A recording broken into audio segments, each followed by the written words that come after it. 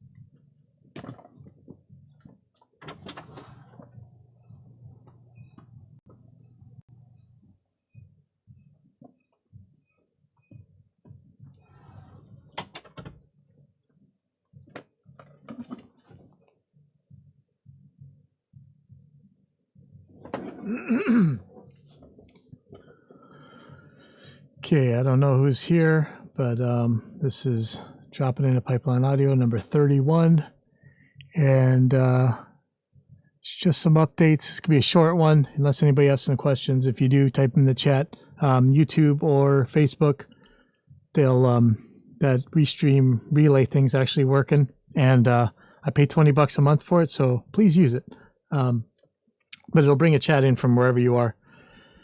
So first of all, I miss Jim Roseberry again. I know I've been saying since these 30 episodes now, I'm trying to get him on. And I thought we were going to be on Wednesday, but didn't look like it. So hopefully next week. Come on, Jim. Hopefully next week. But you know, something we don't get enough of is gated flanges. And you know, now I know the stutter thing's been done to death, but I remember doing this with no automation, or with automation, but Vegas didn't have tempo sync. Or no, Vegas didn't allow you to make tempo changes in the same project. So you had one tempo. And so this was some sitting there with the calculator stuff. Let's see.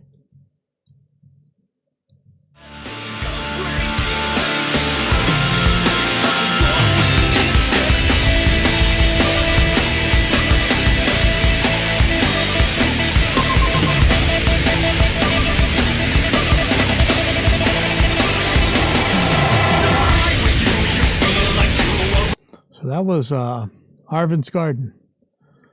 Man, and because you can never get enough Tommy Gibbons, I did actual regular, more what you expect as a gated flange with him one time. Let's see.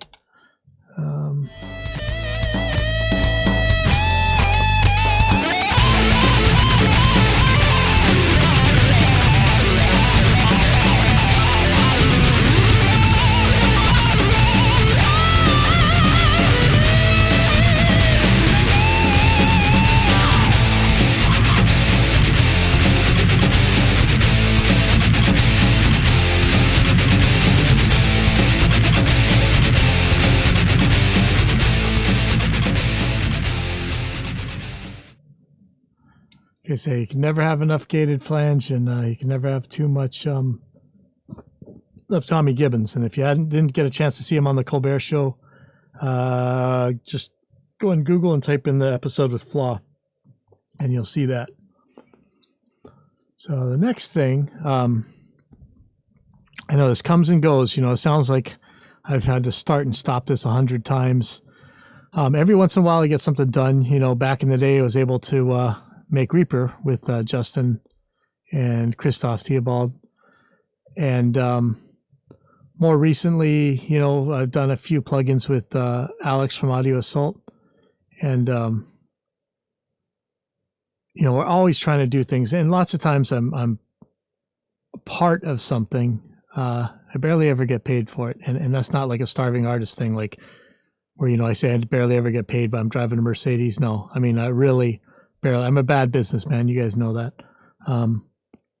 But this time things are looking really good, and I'll have a lot more news about this pretty soon.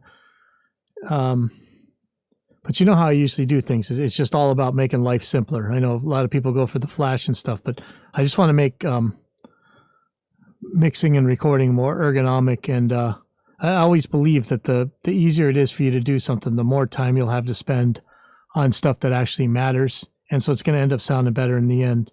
And, that's kind of the concept behind like Harrison's mix bus. I really think the way people think it sounds better is just because it's an easier environment for a lot of people to work in. And so I'm doing more of that.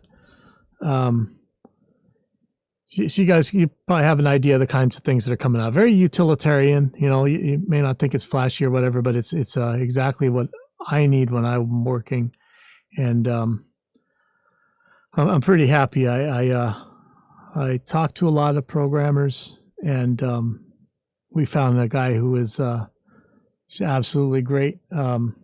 Pretty ambitious, it seems like, and pretty quick, and adding a lot. Lots of times I just give people just my basic outline and whatever, and some people don't really know how to run with it and flesh it out themselves. But this guy does. You're going to hear a lot more about this later on. So you guys, you have an idea what this is going to be. And that's all I should really say about that right now. But there will be a lot more coming. I hope as much as until money runs out. This is actually just like Reaper. Geez, almost about 20 years ago we started on this path. Me and another person, and we're back at it. This came together really, really fast. I don't think that the company is going to be called Pipeline Audio. But we're going to see. Anyway, actually having a lot more trouble. The programming is going good. It's actually the website that we're having a lot of trouble with. We think we do have somebody building. I'm not sure. But if you really understand websites, and we can pay you to build some stuff, especially the shopping cart and things like that, let me know. Really, I could really use the help.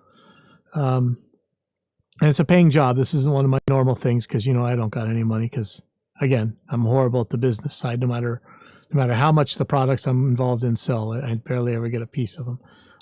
Can't say that about Audio Assault. He's been really good about that, Alex. Brandon Heyer told me about affiliate stuff, and I'd always, sometimes I'll put soldering irons or whatever on my website as an affiliate link, but I never knew it was that easy to do it as a company. And so I'm hoping that Brandon's going to take care of that for us. But if you do have some website skills, keep that in mind, that we're probably going to want some affiliate link thingy so other people can sell our stuff. And so thank you for that, Brandon. Go check out his site, The Noise Floor. There's always something in there, and whenever something new comes out, he's talking about it. So that's a good thing. Beta testers. I already have some handpicked. It's kind of the same gang as it's always been, but there's some new guys, and if you're really interested, let me know. Pipeline Audio at pipelineaudio.net, right? Or you know how to find me. Again, this is think Regate, think Recomp, think those kind of plugins that were just kind of vanilla, but were just meant to accomplish a very specific task and have all the parameters we actually needed. And if that sounds like you, let me know.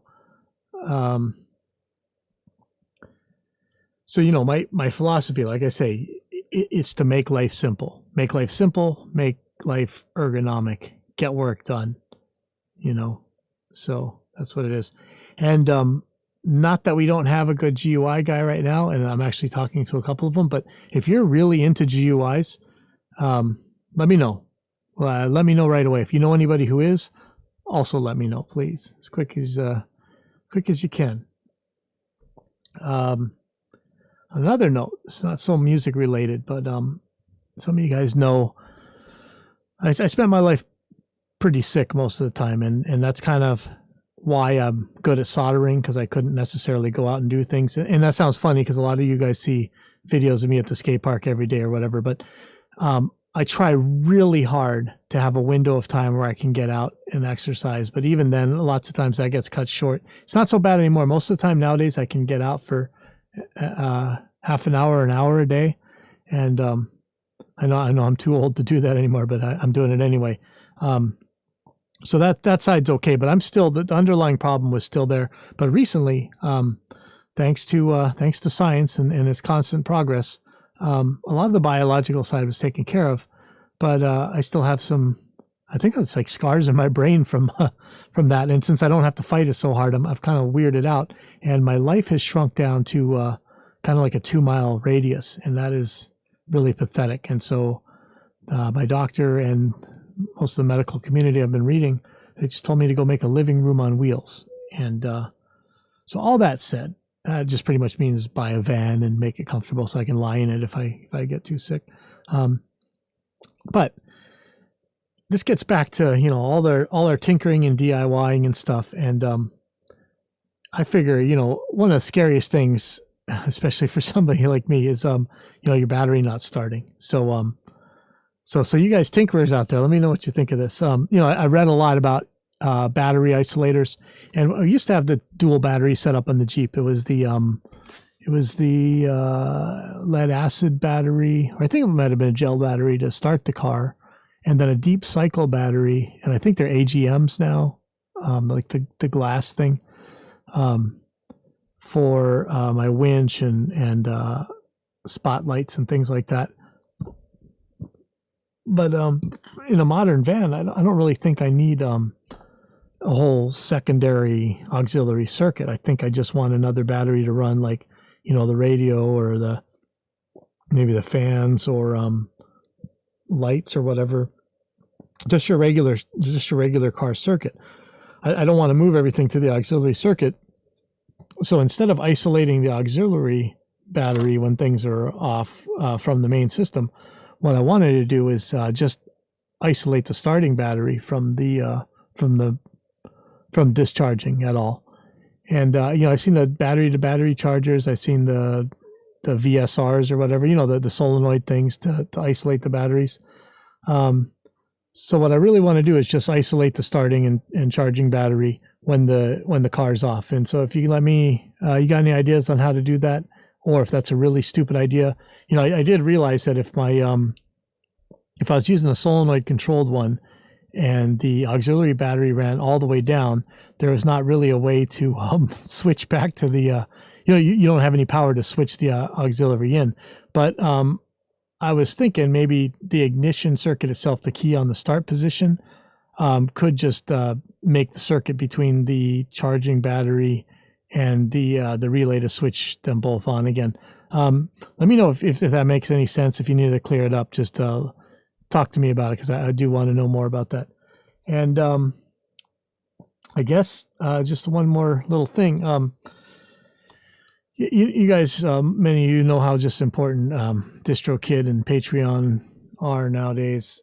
And here in Hawaii, I mean, you've seen the news. You realize just where the education level is here. So it's very hard to find people who can actually run this kind of thing.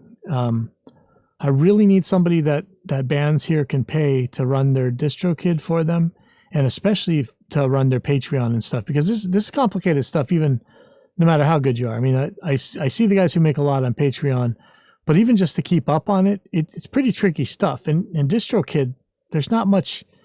I've never been able to find all that much good information about how to do stuff, but I watch people who do things pretty well on there. So I just really need a way, like this, probably going to do team pay or whatever. Maybe they'll pay you outright. I don't know. But I really need somebody who can do DistroKid for the bands, and I need somebody who can do Patreon for the band. So if that's you, please let me know. And again, let me know right away. And I want to I want to talk about, so a GUI guy, if you know one, we might be okay. Website guy, if you know one, or if that's you and you want some money. DistroKid guy, Patreon guy, and if anybody knows that answer to my battery isolation question, let me know.